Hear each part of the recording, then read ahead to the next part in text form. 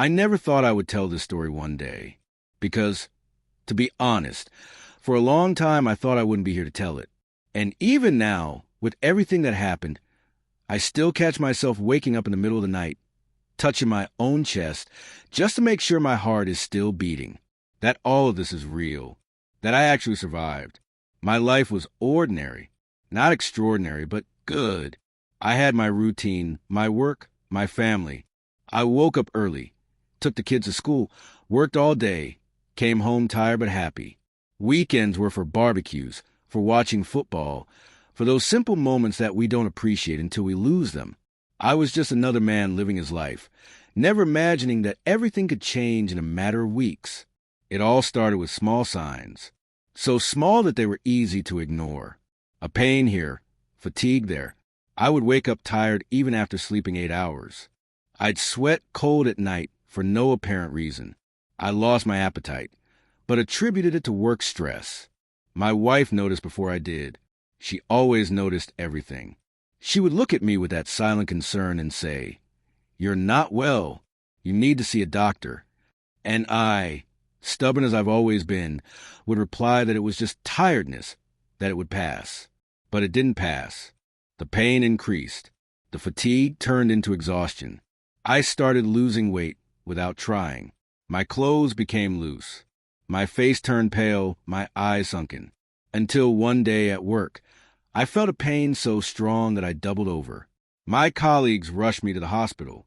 And there, in that cold emergency room smelling of alcohol, began the greatest battle of my life. They ran the first tests. Then others, and more. Each new test brought a more serious expression to the doctors' faces. They talked among themselves in low voices, looked at the papers, then at me, with that professional compassion that you learn to recognize. It's the look of someone who knows something you don't know yet. The look of someone about to change your life forever. I remember the day I received a diagnosis, as if it were yesterday. Actually, I don't think I'll ever forget it. The doctor called me into a separate room. That by itself was already a bad sign. When they call you into a private room, you know it's not to give good news. My wife was with me, holding my hand so tight I could feel her bones. As if she knew, even before the words were spoken, what was coming. The doctor took a deep breath. I saw him carefully choose his words. And then he said it. The diagnosis, the severity, the advanced stage. Technical words that I didn't fully understand, but that sounded like a sentence. Malignant tumor. Metastasis. Aggressive. Each word was a stone being piled on my chest, taking away my air, crushing my hope. But the worst was yet to come. When I asked about treatment, about the chances, about what we could do, the doctor hesitated. And in that hesitation, I knew. He explained that we would start an aggressive treatment, chemotherapy, radiation therapy, everything that was available. But his voice didn't have a conviction I wanted to hear. It had pity. It had compassion. It had the sadness of someone who had seen this movie before and knows the ending. I heard every word, but it was as if they arrived from far away, muffled, distorted. It was like I was underwater and someone was talking to me from the surface. I saw the doctor's mouth moving, saw my wife cry beside me, but I was absent, disconnected, in shock. We started treatment immediately. And if you think you know what it's like to go through chemotherapy because you've seen it in movies or heard stories, let me tell you, you have no idea. There's no way to explain it to someone who's never been through it. The first session was terrible. The second was worse. And from the third on, I stopped counting. I stopped expecting it to get easier. My hair started falling out. First a few strands on the pillow, then entire chunks in the shower, until one day I woke up practically bald. I looked at myself in the mirror and didn't recognize myself. Who was that thin man, pale, hairless, with deep dark circles? Where was I? Where was a man who played with his kids, who played ball in the backyard, who carried the groceries without feeling anything? The nausea was constant. I lived with a basin beside my bed. There were days when I couldn't eat absolutely anything. My wife tried to make my favorite foods, those that always cheer me up, but just smelling them made me sick. I lost so much weight that my ribs started showing. My arms became thin as twigs. I was a shadow of the man I used to be. But the worst of all wasn't the physical pain. It was what happened inside my head. At night, when everyone was asleep and the house was silent, I would lie there looking at the ceiling, thinking about everything I wouldn't do anymore, thinking about not seeing my children grow up, not being there when my daughter got married, not meeting my grandchildren, not growing old beside the woman I loved. There was a specific moment, about 3 weeks after treatment started, when I simply gave up. Internally, I surrendered. It was after a particularly difficult session. I came home destroyed, could barely stand. My wife helped me lie down, cover my trembling body with blankets, and left the room to make tea.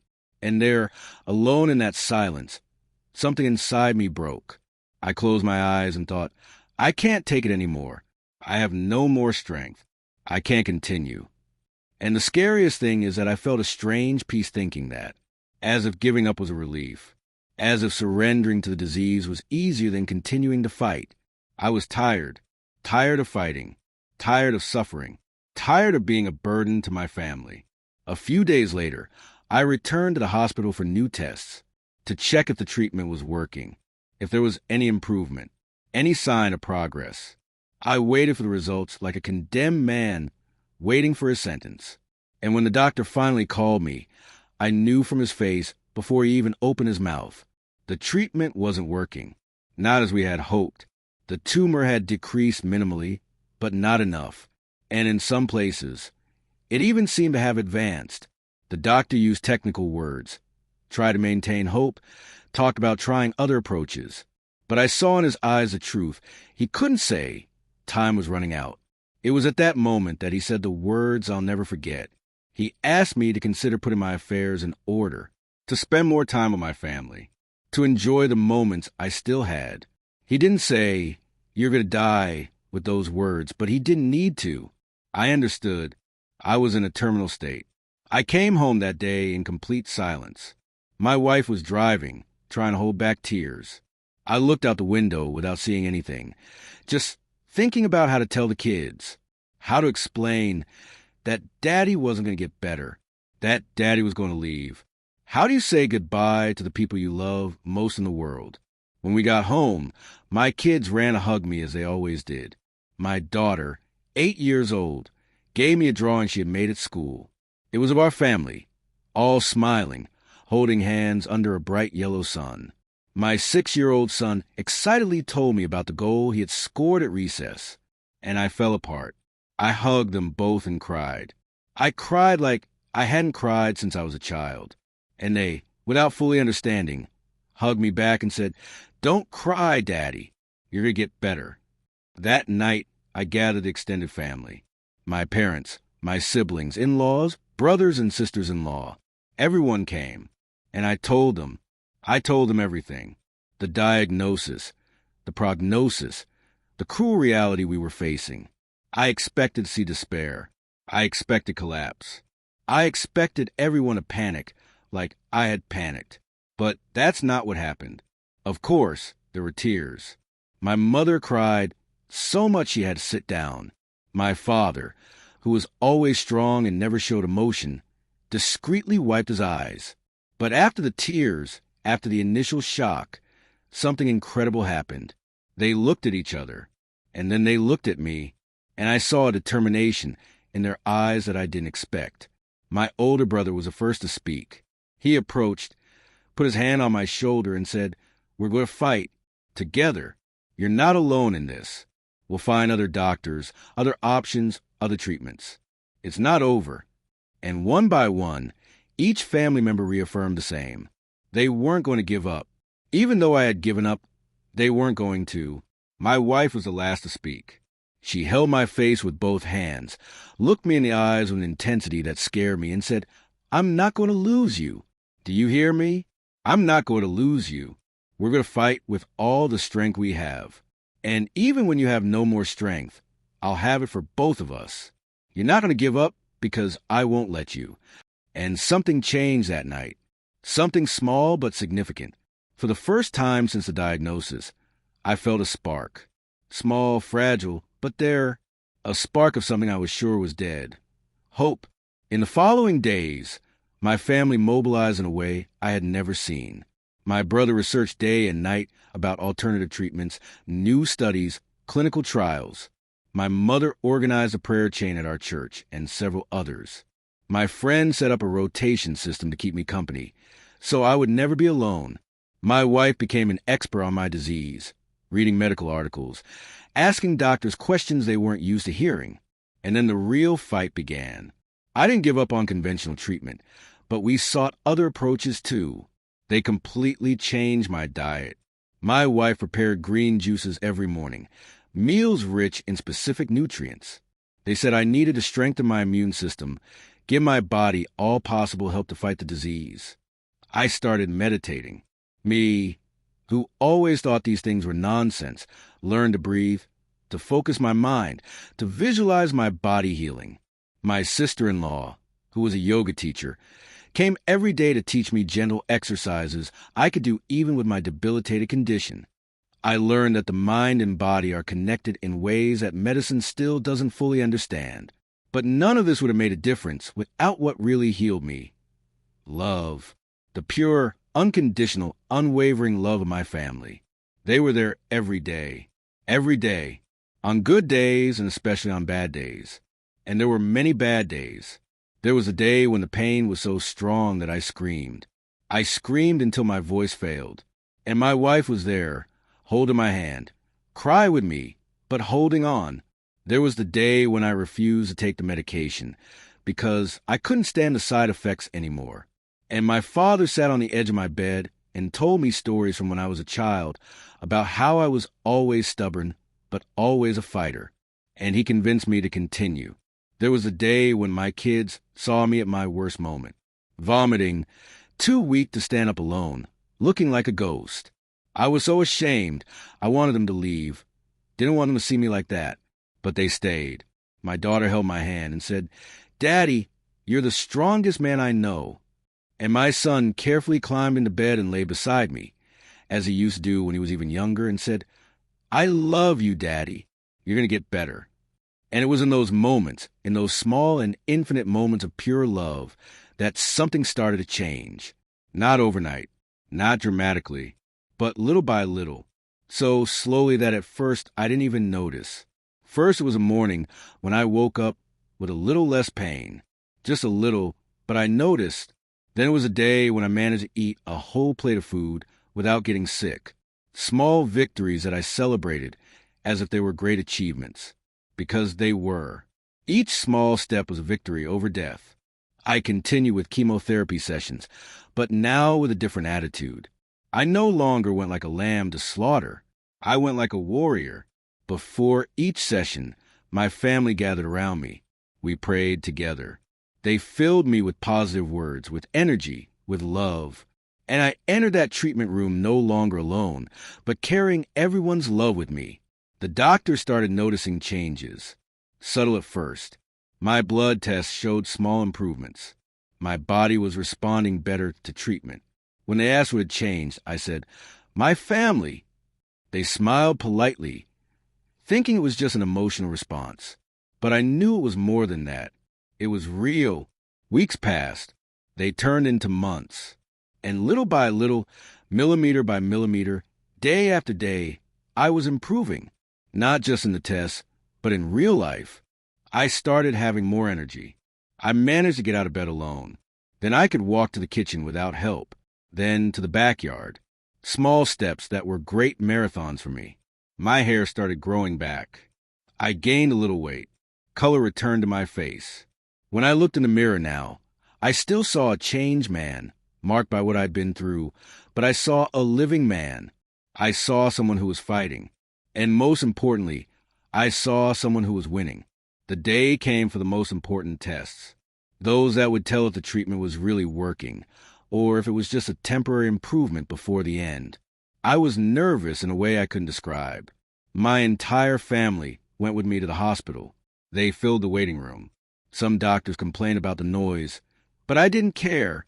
I needed them there. When the doctor called me, everyone wanted to come in. The doctor said it was against the rules, but my wife looked at him with that look that doesn't accept no for an answer, and he gave in. So there we were, me, my wife, my parents, my siblings, all squeezed into that small consultation room. The doctor opened the results on his computer. I saw his eyes scan the numbers. And then he stopped, looked again, frowned, picked up an old folder with my previous tests, and started comparing. And then, for the first time since I met him, I saw that serious, technical, rational doctor smile. Really smile. He turned the computer to us and started explaining. The tumor had reduced significantly. Significantly. The affected areas were responding to treatment in a way he classified as extraordinary. The tumor markers in the blood were dropping. My immune system was strengthening. All indicators pointed to a direction he didn't expect when we started. Remission. The room exploded. Literally. My mother started crying and thanking God out loud. My father hugged me so tight he almost hurt me, but I didn't care. My brothers celebrated as if they had won a championship. And my wife looked at me with those eyes full of tears and simply said, I told you I wasn't going to lose you. But the doctor raised his hand, asking for calm. He explained that it was still early to say I was cured, that we needed to continue treatment, that we needed more time, more tests. But for the first time, his voice had something different. It had hope, real medical hope, based on concrete data. The following months were about continuing the fight, but now with a completely different feeling. I was no longer fighting to survive one more day. I was fighting to live, to have a future, to see my children grow up, to grow old with my wife. And with each new test, the results were better. The tumor kept shrinking. It reached a point where it was almost no longer detectable. Doctors use words like significant remission, exceptional response to treatment, remarkable case. But for me, the right words were different. Miracle, love, family. I completed the treatment. The last day of chemotherapy was emotional. The hospital staff had grown fond of me and my family after so many months. They had a small celebration. They rang that little bell that patients ring when they finish treatment. And for the first time in almost a year, I allowed myself to believe that I was really going to survive. The follow-up test confirmed it. 3 months after the end of treatment. Complete remission. 6 months later, no signs of disease. 1 year later, officially in long-term remission. Each milestone was celebrated as the miracle it was. Today, when I look back, I clearly see what saved me. It wasn't just medicine, although it was essential. It wasn't just my willpower, because there were moments when I had none. It was love, the unconditional, persistent, unbreakable love of my family. It was my wife, who didn't sleep properly for months to take care of me, who tirelessly researched treatments, who held my hand in every session, who loved me when I was unrecognizable, who fought for both of us when I had no more strength. It was my children, who gave me reasons to keep living. Each smile of theirs, each hug, each drawing, each story they told me, they reminded me daily why it was worth fighting, why I couldn't give up. It was my parents, who reversed roles and went back to taking care of me like when I was a child, who were there in every difficult moment, who prayed for me every day, who never lost faith, even when I lost it. It was my siblings, my friends, all my extended family, who formed a support network so strong it didn't let me fall, who took turns keeping me company, who brought meals, who helped with the kids, who did whatever was necessary so I could focus on just one thing, surviving. I learned that healing doesn't come only from medicines and procedures. Healing comes from love, from faith, from the hope that other people maintain for you when you can't maintain it for yourself. I learned that no one fights alone, and that sometimes when you're too weak to stand, other people can carry you. Today I'm a different man from who I was before the disease. I have scars, visible and invisible. I have sequels from treatment that will stay with me forever. But I also have a different perspective on life. I value every moment. Each sunrise is a gift. Each hug for my kids is a miracle. Each day beside my wife is a blessing. I don't take anything for granted anymore. That guy who complained about traffic, who stressed over small problems, who postponed time with family because he was tired from work. He doesn't exist anymore. In his place is a man who knows the value of each second, who understands that tomorrow isn't guaranteed, who prioritizes what really matters. I went back to work, but with fewer hours. I spend more time at home. I play ball with my son whenever he asks. I help my daughter with homework every night. I make sure to have dinner with my family every day. I say, I love you much more than before, because I learned that life can change in a second, and I don't want to leave anything unsaid. Sometimes I'm still afraid. I wake up in the middle of the night with panic that the disease will come back. With each routine test, I feel that anxiety tighten my chest. But then I look to the side and see my wife sleeping, or I hear my kids laughing in another room. And I remember that I'm not alone, that if the battle comes back, I won't fight alone. I've also learned to help others who are going through the same path. I participate in support groups. I visit patients at the hospital where I receive treatment. I tell my story to those who need to hear it. Because if my experience can give hope to one person, all the suffering will have been worth it. My family became even more united after all this. We went through something that could have destroyed us, but instead, it strengthened us. We now truly understand the meaning of being there for each other, not just in good times, but especially in the worst ones. My children learn about compassion, about unconditional love, about never giving up on the people we love. These are lessons that will carry them for the rest of their lives. I wanted to have been a better example for them, but maybe seeing me fight, seeing me fall and get up repeatedly was the most important lesson I could give. My wife revealed herself to be the strongest woman I've ever known. She could have fallen apart under the weight of everything, of taking care of me, the kids, the house, working, dealing with the fear of losing me, but she didn't break. She remained firm, like a rock in the middle of the storm. She was my safe harbor when I was lost at sea. Today, a few years later, I can say I'm a survivor, not just of the disease, but of a journey that completely transformed me. I look in the mirror and see a man who knew death up close and chose life. A man who was broken and reassembled, not the same, but better. My scars tell a story of pain, yes, but also of love, of struggle, of faith, of family. Each mark on my body is proof that I fought, and each beat of my heart is proof that I won. When people ask me how I survived, I could give a medical answer, talk about treatment, about advances in medicine, about statistics and protocols. But the real truth, the deepest truth, is much simpler and much more powerful. I survived because I wasn't alone. I survived because I was loved back to life. Because my family refused to let me go. Because they fought for me when I couldn't fight for myself. Because their love was stronger than the disease, stronger than death. And that's the greatest lesson I learned in all of this. Love heals, not in a magical or instant way, but in a real, deep, transformative way. Love gives us reason to continue when our logic says to stop.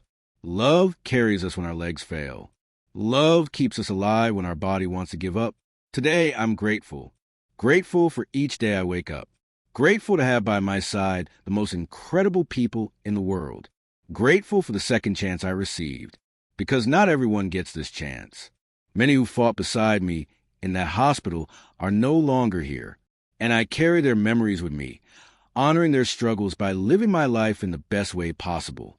My healing was a miracle, but it wasn't the kind of miracle that happens in an instant, in a flash of divine light. It was a miracle built day after day, through unconditional love, constant care, unwavering faith, and the physical and emotional presence of people who refused to give up on me. It was a miracle of family that transformed their love into action.